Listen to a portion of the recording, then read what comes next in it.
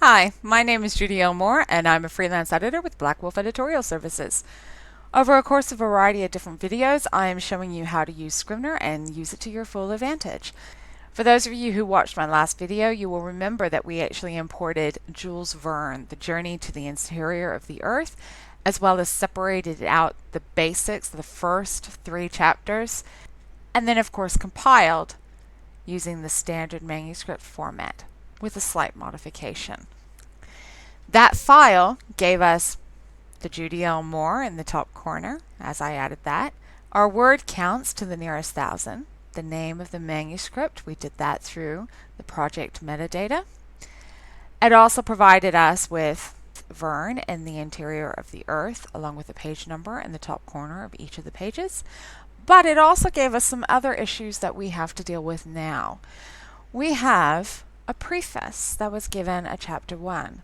Not only that, we don't quite have what is considered to be standard manuscript format for most instances.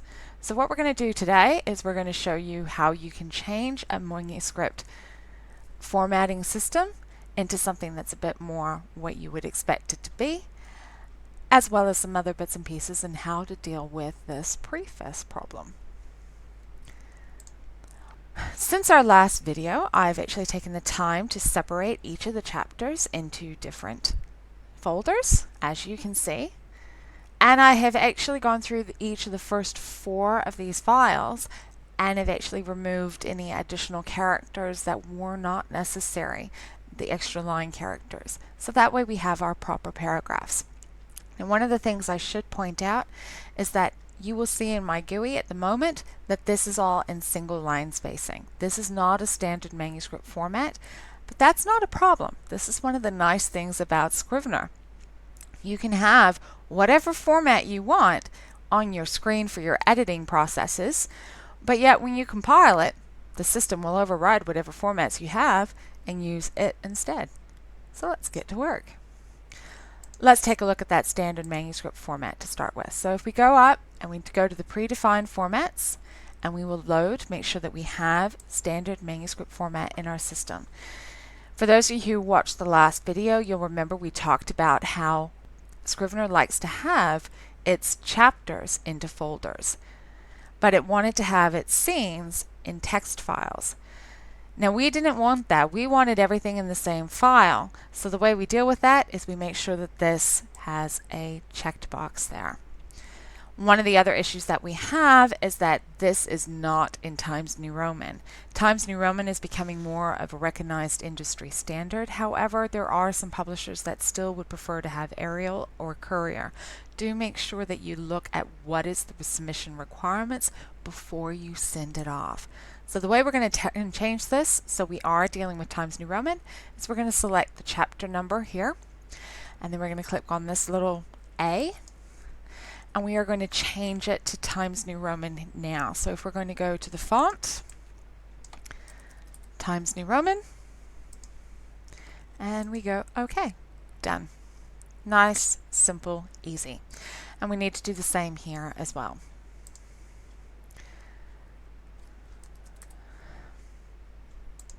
Times New Roman. Now, if you were going to happen to have a variety of different levels through here, and they all have titles that you wanted included, you would have to do the same. If you notice here, we have another one that we are going to have to change, and just as a matter of habit, I tend to change everything, so that way we know we've got them all, so that way if one slips through the system, you know it's going to be okay.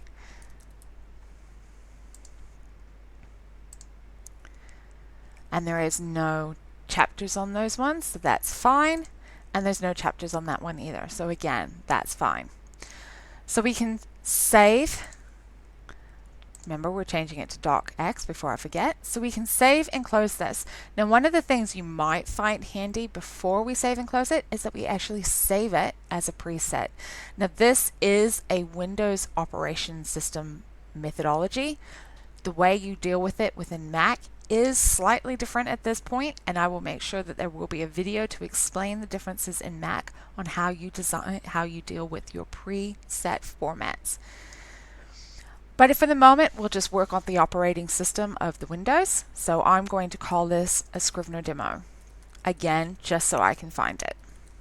Because we are going to change it multiple times, and you'll see why as we go through this particular video. So that deals with this one. So if we just do a test compile, just so you can see what I'm doing and see how it works, we are going to again call this Jules Verne.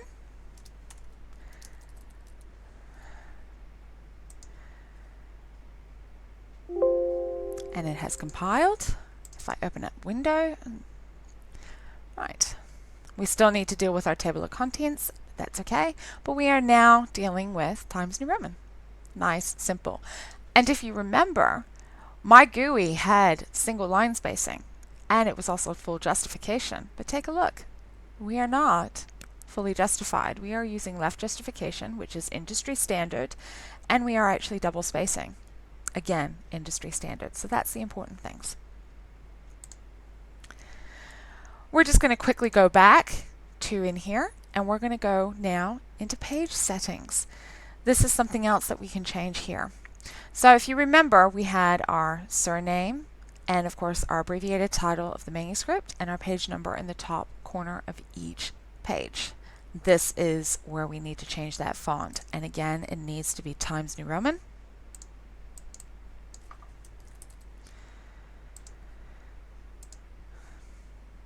And now that can be Times New Roman in 10 point or Times New Roman in 12 point. I tend to leave it in just 12 point, but that's my personal preference. You need to make sure that we are dealing with the 1-inch margins all around the page. And for those of you who are submitting to US publishers, make sure that you are submitting in letter. However, there is the option of A4 for those of you who are in the UK or in Australia and New Zealand and other countries that use A4. So we will again save that preset. Scrivener demo.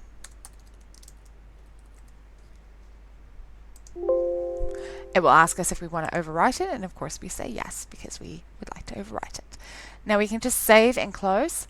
We don't have to compile, so you can actually have fun and make all the changes that you want to, but you don't have to compile every time. Now, how do we deal with the preface? We don't want that to be chapter numbered. Well, what we have to do is we have to add another folder. So what we do is right-hand click, and we go Add New Folder. Now that's going to bring it up to the bottom of our list, and we're going to call this Core Story. We're going to move it towards the top, and we're going to put it right under the preface. So it's right underneath. And then we're going to take all of these chapters that are chapters, and the system's going to want to turn those into a full page, but that's okay. And then we're going to move them into Core Story. Now there are two ways of doing that. You can either do the drag and drop like I just did, or you can do a Control Right. So under a Windows system, the Control Right, and I'll show you with just one file. Control Left brings it out of that folder, and Control Right brings it into the folder. Now just to put it back in place where it goes, and that's one of the nice things is that you can move this file around so you can get things in the right order. And that's one of the nice things about Scrivener compared to using something like Word, is you can move your chapters around and you know that your chapter numbering is going to work. Now if I compile this as is, we're going to have some problems, and I will show you what those issues are. So we're going to compile this just for the moment, and we are going to overwrite this document before. So yes, we do want to overwrite that one.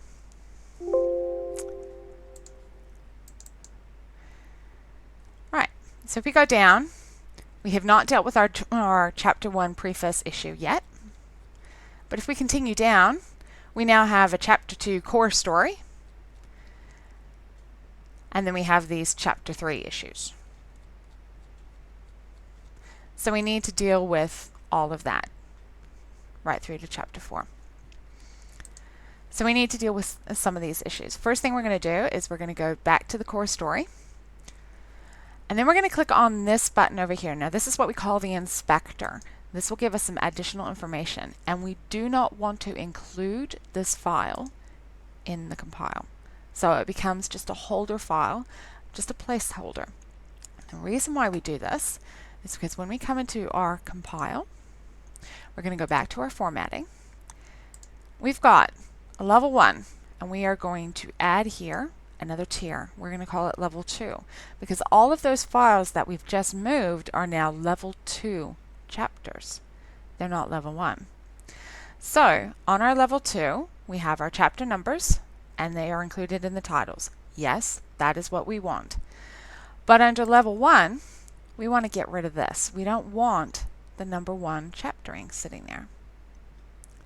So what we do is we go to section layout, and we literally delete. Nice and simple. And so what we get is we get just the title.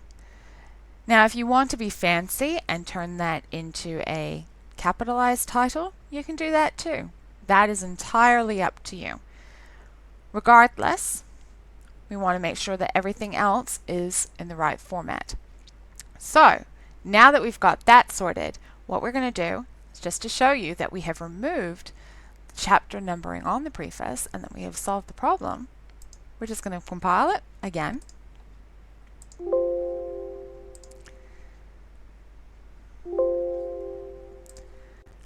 Open up the new file, scroll down, and look at that.